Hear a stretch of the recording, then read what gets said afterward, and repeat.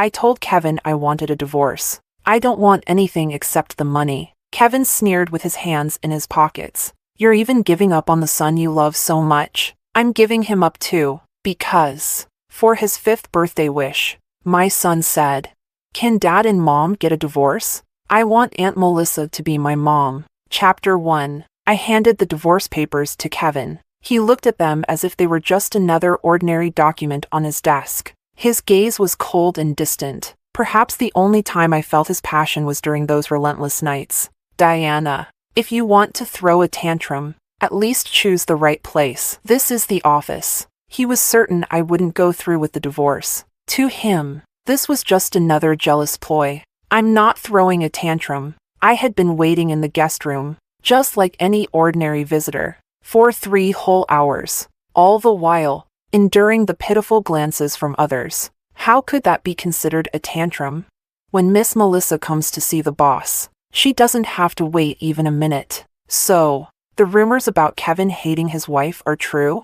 They were true. Their boss really didn't like his wife. The person he liked had always been Melissa. Kevin, I want a divorce, and I want it quickly. Diana, what are you doing?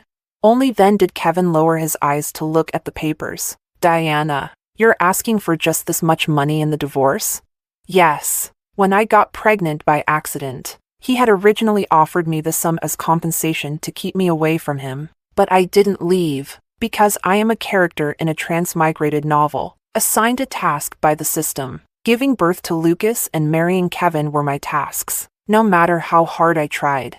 Though, I couldn't warm Kevin's heart. There is no future for us. This money will be my delayed compensation. The 50 million yuan on the agreement was a drop in the bucket for him. But for me, it was a fortune, enough to live comfortably. Kevin stood up, looking down at me from above. His tailored, expensive suit made him appear even taller and more imposing. He sneered with his hands in his pockets. Just the money? You're not even keeping the son you love so much? I smiled faintly. No, I'm not. Chapter 2. I used to love Lucas dearly. After all, he is my flesh and blood. For 5 years, I poured all my patience and love into every step of his growth. Maybe Kevin's indifference to Lucas was because of his hatred for me. When Lucas was born, Kevin's only reaction was a simple remark. He looks a lot like Diana. After that, he handed Lucas over to the housekeeper without a second thought. Strangely, Lucas adored Kevin. He had an incredible talent for language. At just 3 years old, he could coldly say to me, "Dad doesn't come home because of you, Mom." I brushed it off as childish nonsense. But by the time he turned 4, he met Melissa for the first time after she returned from abroad following her divorce. When he got home, he said to the housekeeper, "No wonder Dad likes Aunt Melissa. I like her too. Aunt Melissa is gentler than Mom, and she makes me happier. All because I didn't let him eat too many sweets." He pouted angrily. As I walked out of the kitchen, I heard his complaints. Holding back the discomfort in my heart, I softly said, "Lucas, Mommy will make you some new candy." Mommy's handmade candy with snow, pear, and hawthorn. It's delicious and healthy. But he grabbed the candy I made and threw it in the trash with force. He shouted, "I don't want your garbage. I want the fancy candy Aunt Melissa brought from Italy. So what if I get cavities?" I stared at him in a daze. How much my son resembled his father. They were both so cold. Especially on his 5th birthday. Both father and son invited Melissa. While I was putting in the candles, the long-lost voice of the system suddenly echoed in my mind. "Host, sorry to keep you waiting. I'm back." Even though no one else could hear it, I instinctively walked outside the room. "Host, your mission is complete. You've earned enough points to go back now." In my original world, I had fallen into a coma due to an accident. I made a deal with the system, complete the task, and I would wake up. You can choose to stay if you want. After all, you have a family now. In your original world, you were all alone. While I hesitated, Lucas made the decision for me. Just as I stepped back into the room, I heard his birthday wish. His voice was clear and loud, with no intention of hiding it from me. "Can Dad and Mom get a divorce? I want Aunt Melissa to be my mom." Everyone froze. Kevin frowned slightly. Pick another wish. Melissa covered her mouth, laughing. Oh, you can't say that. What a cute kid. But the smugness in her eyes was unmistakable. I smiled. Then I turned to the system and said, "Take me home. I don't want to wait another second." Chapter 3. But the system told me bad news. Ever since the central system took on too many hosts for second and third missions, there's now a cooling off period before you can leave the system. I was stunned. The system cleared its throat. It's like the divorce cooling off period you humans have. You need to wait.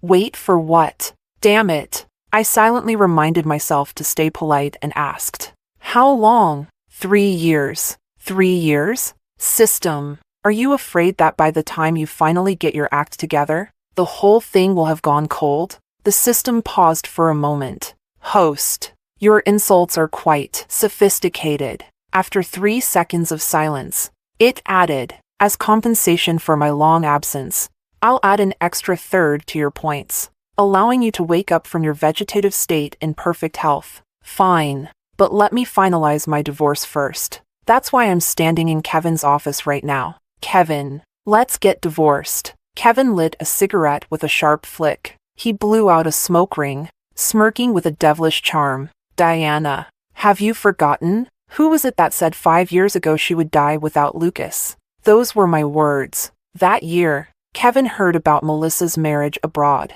He spent an entire night tormenting me. The next day, I developed a high fever and lay burning up in our house for 3 days. Alone, in my dazed state. I forgot to take the medicine. Later, I found out I was pregnant with Lucas. When Kevin found out, his initial response was cold. He told me to get rid of the baby. I remembered the system's warning, if you abort the baby, the mission fails. You know the consequences. Host. So, I begged Kevin, if I lose this child, I'll die. If I hadn't begged him, with his ruthless approach to business, he would have had plenty of ways to deal with me. Kevin was cruel to everyone, including himself. His only weakness was Melissa, the girl he grew up with in the orphanage who once saved him. Later, she was adopted by a wealthy family. Kevin had a wild streak from a young age, fighting his way up from being a street thug to becoming a business mogul, all to gain the approval of Melissa's adoptive parents so he could marry her. But before he could give her the massive pink diamond he had prepared for her, the news of her marriage reached him. It was much later that I learned why Kevin suddenly proposed to me. It was because of something Melissa said. "Kevin, I got married. I hope to hear your good news soon." Chapter 4. I looked at Kevin's handsome face,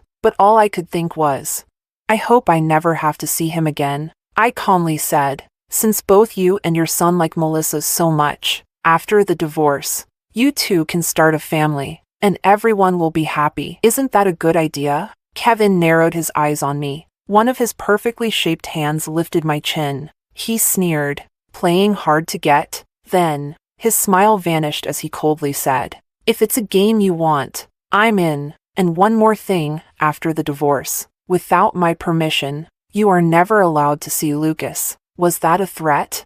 In the past, it would have been a devastating blow to me, because love makes you vulnerable. But now, I don't want to love anyone anymore. So, I have no weaknesses. Under his provocative gaze, I calmly replied, "All right." He froze for a moment, his eyes darkening. Grabbing the pen, he swiftly scribbled a few strokes on the agreement. Then he tossed a copy at me. I picked it up and turned to leave. Kevin clenched his jaw. "Diana, get out of the Jiang family's house tonight." Fine. My emotions were eerily steady, but then I paused, smiling as I asked him, "We haven't even gotten the divorce certificate yet, and you're kicking me out already? I'm not leaving for free. Please arrange for the alimony payment in advance." "Thanks." A trace of anger flickered across Kevin Jiang's face, but based on what I know of him, he's fairly generous with money. I wouldn't be surprised if I received the 50 million tomorrow. Good enough. Chapter 5. Kevin felt an inexplicable irritation as he watched Diana walk out of the office without looking back. At that moment, his assistant came in with some documents. He had been with Kevin for many years, practically a confidant. "Boss, is Diana really going through with the divorce?" Kevin, puffing on his cigarette, responded coldly. She's just acting out. She wouldn't dare. How could she bear to leave Lucas behind? The assistant chuckled. True. She loves you and the child so much. She's probably just throwing a little tantrum. A little comfort from you will sort it out. No need to comfort her. From what I know of her, within 3 months, she'll come crawling back, begging for forgiveness. The assistant smiled, placing the contracts on the desk before leaving. Kevin gazed out from the 30th floor, at the thousands of lights flickering below. For some reason, he thought of Diana from years ago. The first time she was with him, she had been nervous and scared, like a helpless little rabbit. Her eyes had turned red, her voice trembling. She had said things that made no sense to him. Kevin, I'm not just here to complete a mission. I really like you. Otherwise, I wouldn't be doing this with you. Kevin, please be good to me from now on, okay? Kevin had silenced her rambling by sealing her lips with his own, and silenced her soft crying for the entire night. All these years, Diana had been obedient and submissive. The only thing that had angered him was when she had the nerve to use their child to trap him, and absurdly said, if the child is gone, the mission will fail, and I'll cease to exist. He had to punish her for that. So for 5 years, he never showed her any kindness. After all, she had nowhere to go, and he assumed she would stay by his side until the day she died. Her naive pleas echoed in his ears once more. Kevin, I want to have a cute child, a family of 3, living in a cozy little home. Wouldn't that be nice? No, a person like him had no desire for a family. He had never had a family growing up. Now that everything was within his grasp, he needed it even less. The day Diana asked for a divorce, for some reason, he skipped a dinner meeting and came home early. Where's Diana? The housekeeper quietly replied. Madam moved out this afternoon. Kevin only felt more irritated. Though he didn't show it, he merely sneered. She's putting on quite the act. With that, he walked into his study, paying no further attention. Chapter 6. After receiving the divorce papers, I went home. I packed a few simple things and was ready to leave. Lucas was sitting in the living room, playing on his tablet with a candy in his mouth. Colorful wrappers littered the floor. He glanced up at me and said indifferently, Dad said I can have them. Aunt Melissa gave them to me, so don't bother. I smiled. I don't care. You can eat 100 of them if you want. I crouched down and pinched his cheek. You're the one who will get cavities, not me. Lucas, I'm leaving. Where to? Making room for your new mom. I won't be coming back here anymore. Lucas frowned, his expression a mirror of his father's. Mom, stop talking nonsense. Dad said you're an orphan, and if you don't cling to him, you've got nowhere else to go. Mom, grow up, will you? Aunt Melissa would never act so childish. You're way too old to be running away from home. Just go. Mom, I won't miss you. He lowered his head and continued playing his game. In the past, I would have gently taken away his tablet. Then I would have said, how about Mom playing with your Legos? How about Mom taking you swimming? How about Mom reading you a storybook? I would have sacrificed so much of my time for self-improvement just to provide him with quality time. Now, I don't care anymore. Whoever wanted to deal with him could. All right, Lucas. Let's hope you can keep that tough attitude. With that, I dragged my small suitcase out of the Jiang family's house. The warm sunlight hit me. It stung my eyes a little, but 4 words came to mind: face the sun and live. Chapter 7. I rented an apartment in a boutique community, 1 unit per floor with 2 elevators.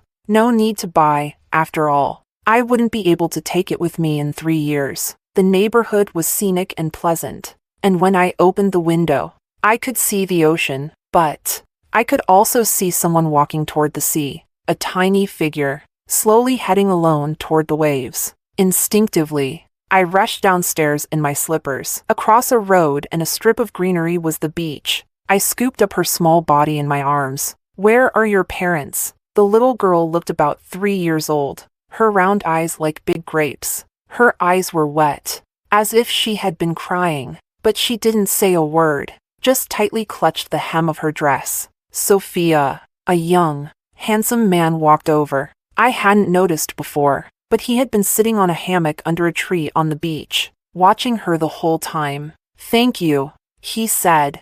"But don't worry, she wouldn't have gone any further. I was watching." He reached out to take the girl. "Sophia, let's go home with Dad." But the girl clung to my neck, refusing to let go. Her soft, little voice whispered 2 words.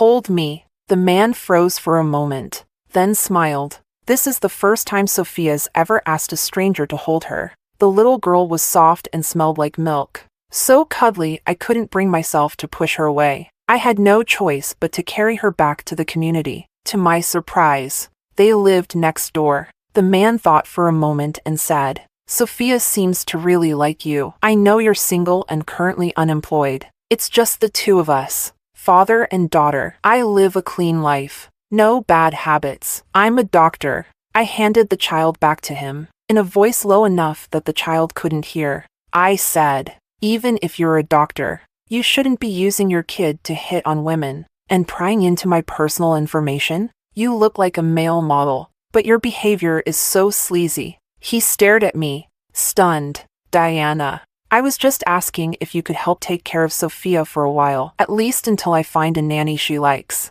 "Of course. I'll pay you whatever you ask." "Aw, so that's what he meant." He cleared his throat. "And about your personal information, I know it because I'm your landlord." After confirming the details, I realized he was indeed the landlord. I've always been someone who can admit my mistakes and adjust accordingly. "Sorry, Mr. Landlord. I'm the one who was being sleazy." Chapter 8. Maybe it was the sight of that little girl's pitiful eyes that softened me. I agreed to temporarily help take care of little Sophia. She's very quiet and doesn't talk much. When she's not at preschool, she often brings over her little stool and sits quietly, watching me arrange flowers or paint. After I finish each task, she claps her tiny hands and praises me. "So amazing. Diana, you're so amazing." I had her call me by my name. I like it that way. Being friends with the child. Sometimes, I get lost in thought for a moment.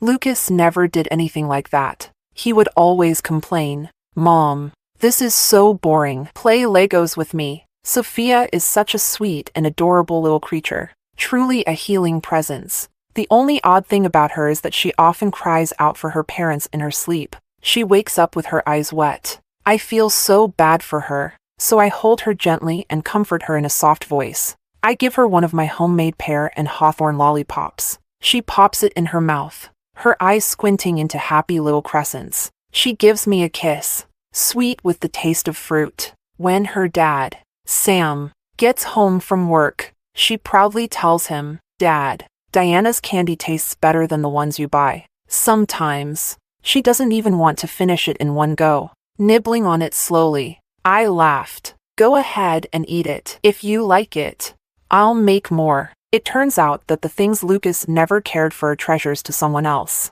Before the divorce, my whole life revolved around Lucas. Even if I left the house for a short time, I'd worry about him getting hurt or falling. Maybe having Sophia around helped. Since leaving the Jiang family, I barely think about Lucas or anything from that life. In fact, the housekeeper has contacted me several times. "Lucas is having trouble falling asleep without your bedtime stories. He'll get used to it. Lucas has a toothache. Would you come back to be with him?" "No, I'm not a doctor." Chapter 9. A few days later, I unexpectedly ran into Lucas. Sam had gone out of town for a conference, and I was helping by picking up and dropping off Sophia for a few days. But I had overlooked one detail. Sophia's new preschool was the same one Lucas attended. Sam really spared no expense, sending her to such an outrageously expensive private school. I carried Sophia out of the car and dropped her off. That's when I bumped into Lucas.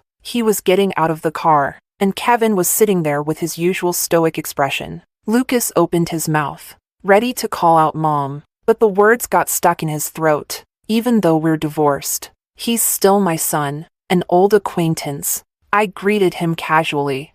"Hi, Lucas." But he didn't respond, puffing up like a little blowfish, stomping angrily into the classroom. And Kevin, my ex-husband, was also an old acquaintance I didn't care to greet. I didn't expect him to step out of the car, lowering himself to speak first. I told you, without my permission, you're not allowed to see Lucas. I laughed in disbelief. I didn't see him. It was just a coincidence, believe it or not. I couldn't be bothered to argue with him. Kevin let out a derisive snort behind me. Diana, how long are you going to keep up this tough act? Chapter 10. Diana had been away for more than a month. Kevin didn't understand. She was just a slender woman. After all, why did the house feel so much emptier without her?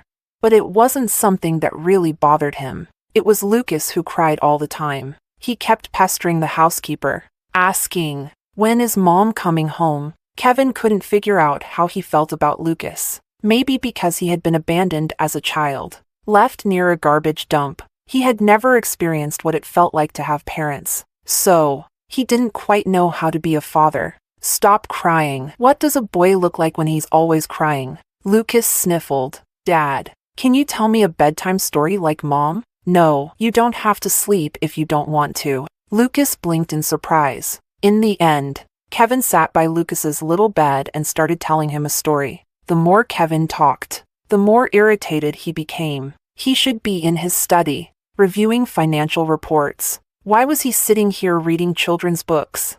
With a sharp clap, he closed the book. Lights out, sleep or don't. It's up to you. Either way, he wasn't telling another story. Lucas pouted but reluctantly slipped under the covers. For the first time, Kevin felt that Diana's impulsive decision to leave had disrupted the order of his life. That frustration festered until he saw her at Lucas's preschool a few days later. The annoyance seemed to fade a little. Of course, she couldn't stay away from her son. She must have deliberately chosen the one day he personally took Lucas to school. She was just being stubborn, acting out. Why give up being Mrs. Kevin to cause all this drama over a divorce? Housekeeper, give Lucas a few days off from school. He doesn't need to go. Kevin wanted Diana to waste a trip. Want to see your son? Fine, beg for it. But 3 days later, the housekeeper hesitantly reported, Madam is still going to the preschool every day. Boss, it seems Madam is dropping off someone else's child. She hasn't made any effort to see Lucas. Kevin paused in disbelief. Chapter 11. Sam kept his word. By the 3rd month of me helping with Sophia, he had found a gentle nanny to look after her, out of habit. I still helped when I had free time. Saying I was looking after her wasn't quite right. It felt more like we were keeping each other company. When Sam wasn't busy, he often cooked for me. Maybe it was because of his medical profession. He would always debone the fish first or cut the meat off the bone before cooking. But I had to admit, it tasted pretty good. Each time, I felt a mix of fear and satisfaction as I finished the meal. After dinner, Sophia would sit at the small table in the living room, playing with magnetic tiles as usual. We would sit on the couch, chatting. There was an inexplicable sense of peace and tranquility in the air. I heard from the nanny that Sophia has been calling out for her parents again in her sleep. I said. Sam gave a quiet She needs time to adjust to the new nanny. I couldn't help but ask, did you do something that upset her, making her cry in her sleep? Sam lowered his voice. Sophia's parents passed away in an accident last year. Sophia needs time to adapt emotionally. I froze for a moment. Then who are you? A trafficker? Sam couldn't help but smile. What are you thinking? I'm her uncle. After my sister passed, I adopted her. I raised her as my daughter so she wouldn't be treated differently by others. I patted his shoulder. That's pretty responsible of you. Suddenly, Sam leaned in close. I could even smell the faint scent of fresh grass on him. Diana, do you think a man like me, single, raising a child, could still attract a woman? Of course. You're handsome, good at your job, and, most importantly, you're caring. Do you like me? The conversation took a sharp turn. I was caught off guard. I can't. Why not? In 3 years, I'm going back home. Sam's soft smile faded. There was a hint of disappointment in his eyes. Diana, is it because you still can't forget your ex-husband? I laughed. How could that be? I heard he's getting married soon. Sam's eyelashes fluttered, and his eyes brightened. There was a barely concealed excitement in his voice. Really? Should I send him a grand gift to congratulate him on his wedding? I blinked in confusion. Sam, why are you so excited about my ex-husband getting married? He looked as if it was his own ex-husband getting married. Chapter 12. It had been nearly 6 months. There were no signs that Diana intended to come back. She seemed to have left cleanly and decisively. Kevin was busy every day, and thoughts of Diana rarely crossed his mind. Lucas had also mostly stopped crying, but he often sat, staring blankly at the wooden puppet Diana had made for him. The housekeepers took good care of him, so Kevin had no concerns. But Melissa had been hinting at something for a while now. Kevin, do you think a pink diamond would look good on my finger? Rumors were circulating that Kevin was going to marry Melissa soon. Kevin wasn't sure if Diana had heard the rumors. Melissa had been the girl he liked for as long as he could remember. Maybe childhood memories leave the deepest impressions. When he first arrived at the orphanage, he had been thin and weak, but his eyes were fierce, like a wild cub refusing to give in. Because of that, he was often bullied by the leader of the orphanage kids. One day, they had beaten him up badly. It was Melissa who ran to get the director, making the group scatter. Melissa handed him a fruit candy, smiling sweetly. Here, it's very sweet. Yes, it was sweet, the sweetest thing he had ever tasted as a child. He never doubted that Melissa was the woman he loved most. And yet, deep down, a small part of him seemed to disagree. For example, he found himself unexpectedly driving to Diana's apartment. He watched as Diana, an unfamiliar handsome man, and a sweet little girl laughed and walked into the community together. He recognized the man. It surprised him a little that Diana knew someone like that. When Diana came out alone, he blocked her way, looking at her with a half smile. Staying this calm this time? Diana froze for a moment when she saw him, but said nothing. Shouldn't she be happy that he had come? Wasn't this her chance to reconcile? Her silence irritated Kevin for some reason. Diana, you know my temper. Once I've made a decision, I won't change it. If you still want Lucas, move back home. Otherwise, once I marry Melissa, you won't have a chance anymore. Diana's expression was just as calm as it had been 6 months ago when she asked for a divorce in his office. Congratulations. Thank you for going through the trouble of coming to invite me to the wedding personally. A sharp pain pierced Kevin's chest. An inexplicable anger flared up inside him. Diana, do you think you've caught a big fish now? Chapter 13. I blinked, surprised. What big fish? Kevin sneered. The Crown Prince of South City. Sam. I vaguely remembered Kevin mentioning him before. In the business world, Sam's family in South City was the toughest competitor. They controlled both legal and illegal territories. With immense wealth, Sam might seem like just a simple doctor, but he's actually the only son of the family. Eventually, he'll go back to inherit the family business. Do you think a family like theirs would ever accept a divorced woman like you? That comment hit a nerve. What's wrong with being divorced? Is being divorced a woman's fault? Many women get divorced simply because they had bad luck and ended up with scumbags. Kevin, it's lucky you've got some money. Otherwise, with that bad temper of yours, your fondness for emotional coldness in marriage, and the way you pick fights with your ex-wife even after the divorce, you'd be a lifelong bachelor back in my village. Kevin, uncharacteristically, was at a loss for words and his face darkened, but I couldn't help feeling a bit satisfied. Ignoring his sour expression, I turned to leave. Unexpectedly, I found Sam standing nearby, having overheard at least part of the conversation. I cleared my throat. I'm usually quite gentle. You know, I'm not always like this. Do you believe me? Sam nodded. I believe you. As we walked, we both exchanged a glance and, without a word, burst into a shared smile. I asked, "What are you smiling about?" Diana, you're kind of adorable when you're mad. Of course, and I think you made some great points. I may not be a teenage girl anymore, but being complimented by a handsome man who's clearly interested in you still makes your cheeks heat up. I quickly walked ahead, trying to hide it. Sam followed at a relaxed pace. Diana, the most important thing is, I control my own marriage. It has nothing to do with my family. Diana, did you hear me? Chapter 14. A week before Kevin's wedding. To my surprise, Lucas came to visit me. accompanied by the housekeeper. Lucas was almost 8 now. He had lost his baby fat and was growing taller, looking more and more like Kevin. "Hi, Lucas." His eyes were slightly red. "Mom." I took Lucas upstairs. "Did your dad agree to let you come?" I knew the housekeeper wouldn't have brought Lucas without Kevin's permission. Lucas nodded. "Mom, have you completely abandoned me?" I smiled a little. "I haven't abandoned you. It's always been you who didn't want me." "Then why won't you come home?" I sighed softly. "I divorced your father. Divorced people don't live together." Lucas turned his head, eyes downcast, staring at the floor. "Can't you come back for my sake? How can you say you haven't abandoned me when you're like this?" "Lucas, why should I go back just because of you?" Even though Lucas was still young, he was very clever.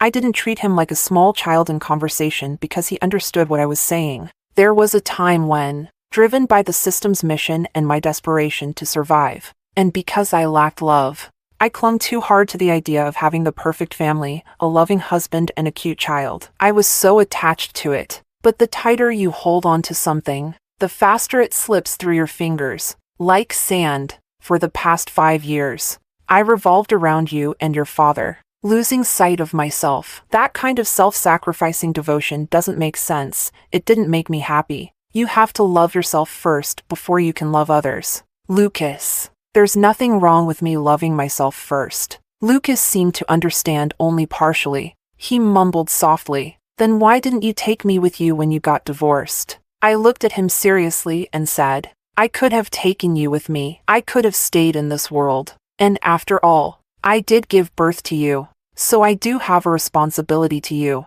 But Lucas, think about it carefully. If you live with me, you won't have luxury cars, nor a large inheritance, nor a team of maids and drivers catering to your every need. All I can offer is the simple life you see in front of you. Would you want that?" Lucas hung his head in silence. "I know my own child. He has his own choices." Suddenly, there was a knock at the door. When I opened it, a pink, cheerful little bundle launched herself into my arms. "Diana. Diana! I want some pear hawthorn candy." Sophia blinked when she saw Lucas. "Diana, is this handsome brother your son?" I smiled and nodded. Sophia grabbed a handful of candy from the table and handed it to Lucas. "Big brother, eat this. Diana makes it so yummy. It's healthy and delicious, way better than store-bought candy." Lucas took the candy, and then, he suddenly started crying. "Mom, I'm sorry." I knew he was remembering the time he had thrown away the candy I made for him like it was trash. Sometimes, the things you throw away with your own hands are hard to get back. Love is the same. Chapter 15. Kevin married Melissa. The wedding was grand and extravagant, making headlines everywhere. In the pictures, Melissa was all smiles, but Kevin's face was expressionless. Lucas, dressed in an elegant little suit as the ring bearer, mirrored his father's lack of emotion. His wish from when he was 5 years old had finally come true. All I could say was, "Son, this was your wish, so now you have to live with it." Strangely enough, the people most excited about Kevin's wedding were Sam and Sophia. The two of them insisted on taking me to a resort for a vacation. "Diana, there's a beautiful starry sky over there. We can even set off fireworks." Sophia twirled around happily. I love fireworks the most. Seeing Sophia gradually come out of the shadow of losing her parents and become happier day by day made me feel happy too. Under the night sky, we ate hot pot and cut watermelon. The stars in the sky were countless, and fireflies buzzed around with their glowing tails, while the frogs in the nearby pond croaked in harmony. Honestly, this is the kind of life I've always wanted. Sophia handed me a slice of watermelon and said, "Diana, your ex-husband got married. Are you sad?" I nearly choked on the watermelon. "Who told you to ask that?" "Daddy didn't tell me. I asked on my own." Sam's hand trembled as he held his teacup. "Diana, don't be sad. You still have us. Even if that handsome brother calls someone else mom. But you still have me. I can be your baby, okay?" I laughed and pinched her chubby cheek. "Is there anything else you want to say? Just say it all at once." Sophia cleared her throat like an adult. "If you think having me as your baby isn't enough, my dad can be your husband too." This time, it was my hand that trembled. Little Sophia, as if the situation wasn't awkward enough, loudly turned to Sam, who seemed very busy doing absolutely nothing. Right, Daddy? You can, right? You can be Diana's husband, right? Sam quietly responded with a soft but the tips of his ears turned red. He then looked up at the sky, at Sophia, at the trees, at the flowers, anywhere but me. Chapter 16. Happy times always seem to fly by like they've been sped up. 3 years passed in the blink of an eye. To be honest, I had a really good time during the 3 years after the divorce. My only regret? Not divorcing Kevin sooner. Host. On the 3rd of next month, at 4 p.m., the program will activate. Do you want to stay or leave? The system seemed surprised when it heard my answer. Are you sure you want to leave? Diana, I thought you'd choose to stay. Chapter 17. Kevin couldn't tell if marrying Melissa had been more about love or about anger toward Diana. Life after the wedding had been dull. Nothing had changed. And yet everything had changed. He had inexplicably developed a habit of drinking heavily. A few glasses of strong liquor would numb his nerves. And for a brief moment, he'd feel alive. Otherwise, when sober, he always felt like Diana's shadow still lingered in the house. Impossible to dispel. Damn it, how is it that even drunk, I still see Diana? The voice that responded was cold. Much colder than Diana's soft, warm voice. I'm Melissa, not Diana. Obviously, Kevin. If Diana is still in your heart, why the hell did you marry me? The alcohol made his head pound, leaving him unable to think clearly. Was Diana still in his heart? No, right? He had always been cold toward Diana, feeling she was neither important or essential. Or was she? He vaguely remembered that when Melissa had married abroad, he had felt only a slight sadness, without lingering regrets or the thought that he should have chased after her. But after divorcing Diana, it felt like being cut slowly with a dull knife, never noticing the pain at first. But now the wounds were tearing open, hurting deeply. In truth, he had wanted a warm home, too. In the past, he had been stubbornly convinced that he didn't need one. Melissa, what do you want? A divorce. Is that it? Living in constant arguments and insults was exhausting. She must be tired, too. It turns out, not loving someone is an incredibly tiring thing. Melissa bit her lip, her eyes red at the edges. Kevin, you were the one who wanted to marry me. I'll never divorce you. Not even if I die. We'll just keep torturing each other for the rest of our lives. Neither of us will find peace. With that, Melissa stormed out, slamming the door in her high heels. Kevin glanced across the hallway and saw Lucas, expressionless, closing his own door. Was this even a home anymore? Damn it. It's like 3 strangers living together. The wine glass in his hand smashed against the wall, shattering on impact. Broken, completely broken, and it would never be whole again. Chapter 18. The night before my departure. I couldn't sleep. It felt like when I was a child, staying awake the night before a big trip. I had already told Lucas and Sophia about my leaving. Lucas remained calm. But when I said I was leaving, his eyes reddened. Mom, I can't make you stay. You are your own person first, and I respect your decision. Thank you, Lucas, for understanding. We're mother and son. After all, there's no deep hatred between us, but we're not particularly close either. The bond of blood remains, yet it's faint. We respect each other, and that seems to fit us. Sophia cried until her eyes were swollen, trying to act all grown up. Diana, I'll be okay. If you want to go home, go home. But up there, you better think about me. Boo-hoo. I wiped her tears tenderly. You're making it sound like I'm going to heaven. I'm just going home. Sweetheart, don't cry so hard. Sophia pouted. My dad's been crying secretly too. I paused. Sam, crying? A man over 6 feet tall? I hadn't seen him in over a week. I'd heard the hospital was incredibly busy, so much so that he barely had time to sleep. I thought about it and decided, before I leave, I'll see him one last time. Chapter 19. I had never seen such chaos in a hospital before. Blood splattered across the entire wall. A group of doctors and nurses hurriedly pushed a patient towards the operating room. and in a glimpse, I saw that the patient was wearing a white coat. My pupils contracted. Who was that patient?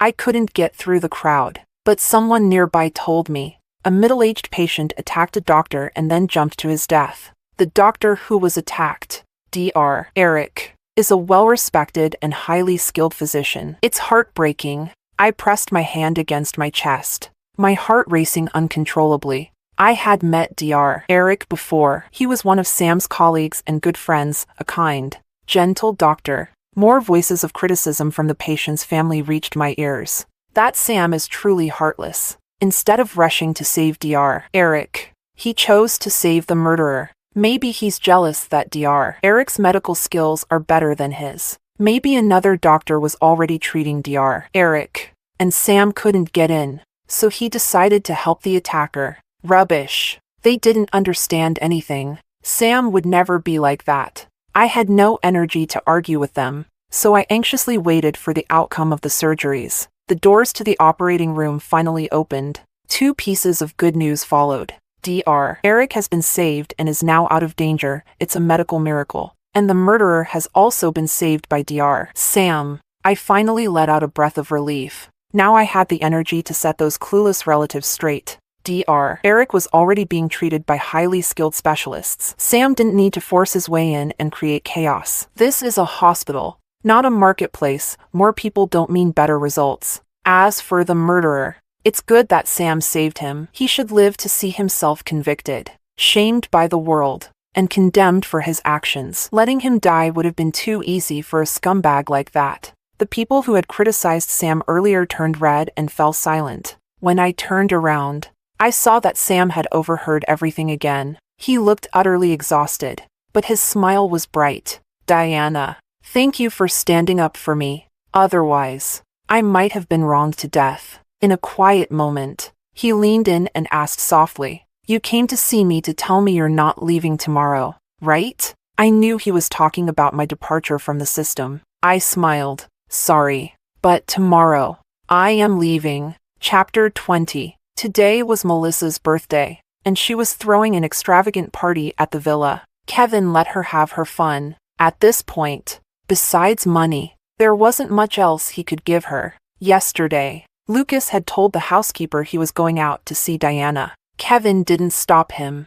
These days, Lucas spoke more to the housekeeper and maids than to him. But today, unexpectedly, Lucas knocked on Kevin's study door. His eyes were red, as if he had just been crying. Kevin frowned. "Didn't I tell you that boys shouldn't cry for no reason? You cried yesterday, and now you're crying again?" Lucas spoke softly, his voice heavy with sadness. "Mom is leaving today. She's going back to her own home, and she's never coming back." With that, Lucas walked away. It took Kevin a while to process what Lucas had said. He inhaled a deep drag of his cigarette, an odd sense of panic swelling in his chest. He believed Diana wouldn't lie. Her system was taking her back. Now, he found himself actually believing that she had a system. Kevin grabbed his car keys from the desk and headed downstairs. But as soon as he opened the door, Melissa was standing outside. She stepped inside and slammed the door shut behind her. "Today is my birthday, and you're going to see her?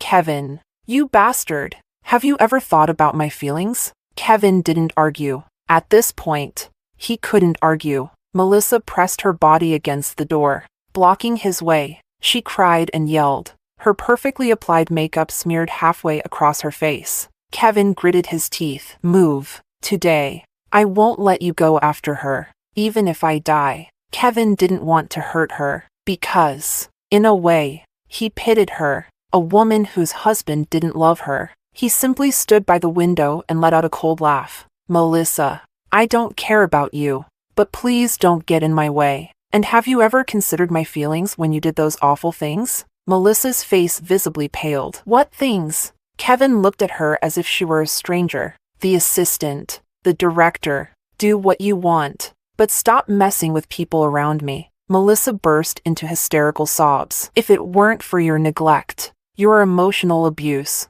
would I have done anything wrong?" Kevin glanced at his watch. There was no time. He opened the second-floor window and jumped out. If he didn't leave now, he felt like he was going to lose his mind. Kevin got into his car, slammed his foot on the gas pedal, and sped away. This might be his last chance, his last hope that Diana would stay. But things didn't go as planned. Kevin sped recklessly down the road, and at a sharp corner, he collided head-on with an oncoming sports car. The screeching sound of metal crashing filled the air, and he completely lost control of the vehicle. His consciousness began to fade. The airbags deployed. Blood dripped steadily from his head. One of his legs was trapped beneath the seat, completely immobile, probably ruined. For the first time since he became an adult, Kevin cried like a child. He knew now he had no chance left. He would never have the chance to keep Diana. Chapter 21. Today is the day I'm supposed to leave.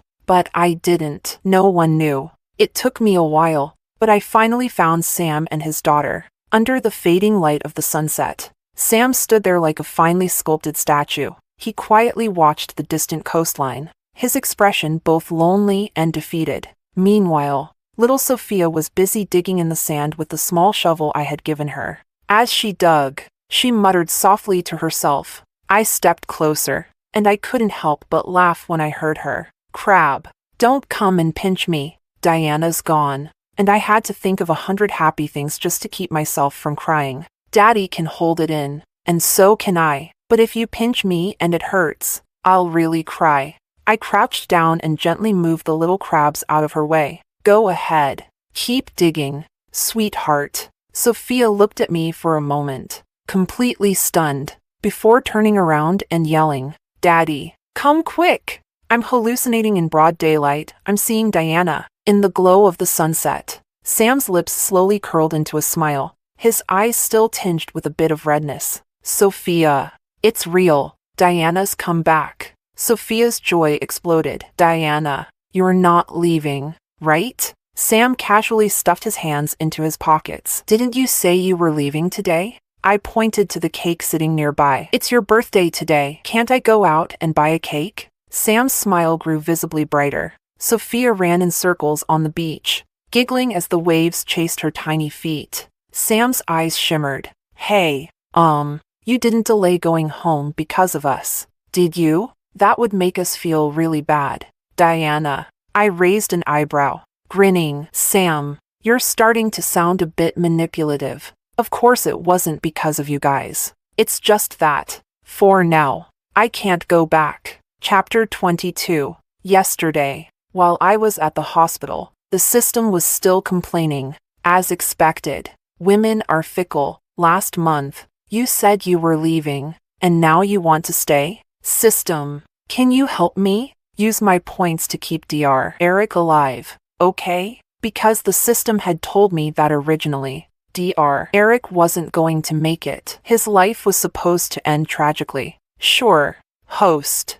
But once you confirm, all your points will be wiped out at once, and you won't have anything left. You also won't be able to return home. It's fine. System, I'll save up again. If it's not enough, I'll just borrow some of your points. The system was furious. You ungrateful human. Stop thinking about using mine. I'm a selfish and stingy system. No, you're a kind system. I knew. In truth, there was never a 3-year waiting period. The system had made it up. The central system wouldn't enforce such a ridiculous rule, because the system wanted me to be happy more than anyone else. In that other world, I was a lonely, comatose person, with no family or friends waiting for me. The system wanted me to find happiness in this world. Even the house I'm living in now was recommended by the system. Host, this one is perfect. I feel like if you live here, both of us will prosper. How is a system going to get rich? It was just helping me meet people who were meant to cross my path. The system didn't waste its efforts. Thanks to it, I met Sam and Sophia. Chapter 23. I made a deal with the system and used all my points to keep Dr. Eric alive. So, I can't leave now. As soon as I finished speaking, Sam froze, then suddenly pulled me into his arms. Cold tears streamed down his face and into my neck. Diana, thank you. You're truly amazing. Sophia clapped her hands and laughed. Daddy, aren't you embarrassed? You're a grown-up, but you're crying more than me. I laughed and pushed him away gently. Yeah, A grown man over 6 feet tall. Crying like this, is he trying to make a new ocean? Sam straightened up and cleared his throat. I'm not just 6 feet. I blinked. What do you mean? I'm 6'2¾". I burst into laughter, and Sophia giggled along with me, until the sunset disappeared beneath the horizon. The three of us, bathed in the golden light of dusk, walked home together. Home, our home.